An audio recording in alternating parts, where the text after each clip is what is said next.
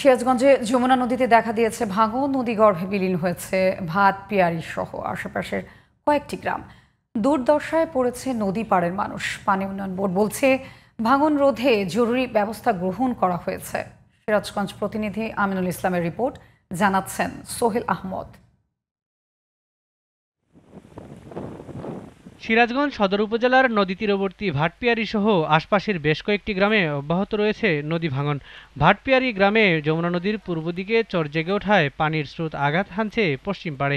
ফলে নদীর পশ্চিম পাড়ের প্রায় ৩ কিলোমিটার এলাকা জুড়ে ভাঙছে নদী তীর। এই অবস্থায় নদীগর্ভে বিলীন হয়েছে এসব এলাকার কয়েক বিঘা ফসলি জমি, রাস্তাঘাট ও গাছপালা।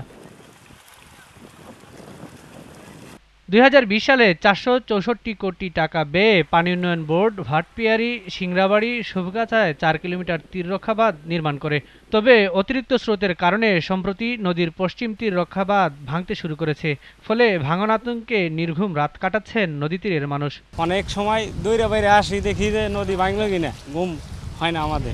এলাকা ভাঙতে ভাঙতে আমরা সর্বশান্ত হয়ে গেছি। পানি উন্নয়ন বোর্ড চায় যে ভাঙ্গুক, আমরা গড়ামু, তাদের এই হলো লাভ। তারা স্থায়ী বাদের তাগর টাকা নাই। এরকমভাবে যদি ভাঙন অব্যাহত থাকে, দ্রুতই এই গ্রামগুলো নদীর গর্ভে বিলীন হয়ে যাবে। এখন যদি আমাদের এইটুক জায়গা ভাঙে, আমাদের আর কোনো জায়গায় স্থায়ী নেওয়ার জায়গা নাই। আমাদের এখন সর্বশেষ একটাই চাওয়া, আমাদের এই অঞ্চলে যেন একটা স্থায়ী গ্রেন বাঁধ হয়। আমাদের শেষ দাবি স্থায়ী বাঁধ। পানি উন্নয়ন বোর্ড বলছে ভাঙন ঠেকাতে জরুরি পদক্ষেপ নেওয়া হয়েছে। ওই জায়গাটা স্থায়ী কাজ নদী হিট করছে, যে একটা জায়গায় ডিস্টার্ব পাই, এটা স্বাভাবিক জিনিস। তবে আমরা এটা সঙ্গে সঙ্গে মেরামত করে দিলে ব্যাংক লাইন শিফট হবে না আশা করি, এবং মেজর কোনো দুর্ঘটনা ওখানে ঘটবে না আশা করি, কারণ যে স্থায়ী কাজ আছে ওই জায়গায়।